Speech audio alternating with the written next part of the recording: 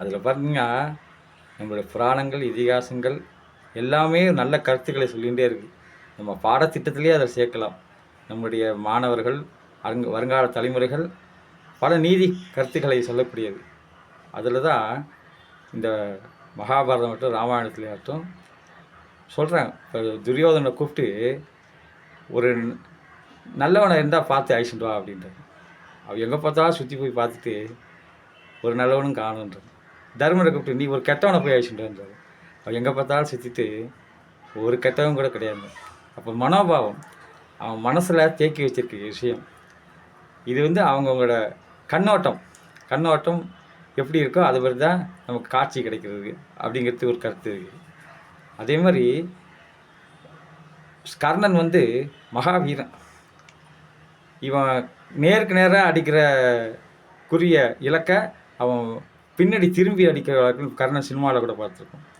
அப்படி வல்லமை உள்ளவன் கர்ணன். அவனுக்கு அவனோட பிறப்பு ஒரு கேள்விக்குறிங்கிறதுனால எல்லாரும் கிண்டல் பண்ணுறாங்க.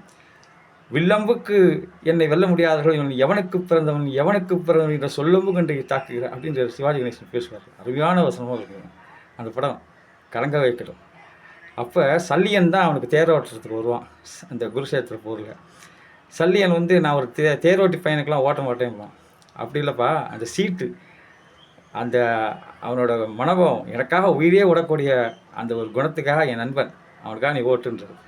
ஆனாலும் அந்த அகங்காரத்தோட சல்லியன் சரின்னு போட்டுலாம். அப்போது கிருஷ்ணர் எழுத்தாப்பில் இருக்கார். அர்ஜுனனை கொல்லணுங்கிற ஒரே குறி தான் அவன். வேறு யாரையும் நான் கொல்ல மாட்டேன், அர்ஜுனை கொல்றத அப்படி அவங்க அம்மாட்ட வேறு சபதம் கொடுத்துருப்பான், வரம் கொடுத்துருப்பான். அப்போ அர்ஜுனன்கிட்ட தேரை கொண்டு நிப்பாட்டு போட்டு சல்லியன் சொல்கிறான், அதாவது பாம்பின் கால் பாம்பரின் மாதிரி கிருஷ்ணரோட வித்தை இவனுக்கு தேரோட்டி தான் தெரியும். எப்பா நீ அவன் கழுத்துக்கு குறி வைக்காத, மார்புக்கு குறி வைன்னு. உடனே அவன் மார்புக்கு குறி வச்சா அவன் வீரனாக செத்துருவான். அவன் கோழையாக சாகணும். அதுக்காக நான் அவன் கழுத்துக்கு தான் குறி வைப்பேன் அப்படிப்பான். சுற்றி குறி வச்சு கழுத்துக்கு குறி வைப்பான். அப்போ தேரை அழுத்திடுறாரு கிருஷ்ணர். அப்போ கிரீடத்தை அடிச்சுன்னு போயிடுச்சு. அதை அந்த நாகாஸ்திரம் ஒரு தரத்துக்கு மேலே இன்னொரு தடவை உபயோகப்படுத்தக்கூடாதுங்கிற அந்த வரத்தையும் இவர் கொடுத்துருக்கனால மறுபடியும் அந்த வாய்ப்பை தவறு விட்டேன். அப்போ லவ் லேண்ட் லைவ் விரும்பணும். இந்த உலகத்தை நேசிக்கிற போது உலம்போது விரும்பணும். உலகத்தில் விரும்புகிற போது நம்ம கற்றுக்கக்கூடிய விஷயங்கள் உலகத்தில் எங்கே வேணால் எப்போ வேணால் எதை வேணால் கற்றுக்கலாம். கற்றுக்கிறதுக்கு வயசும் கிடையாது, நேரம் கிடையாது. நம்ம கற்றுக்கிறதுக்கு அதுமாரி லவ் லேண்ட் லைவ் வாழ விரும்பணும் அப்படிங்கிறதா.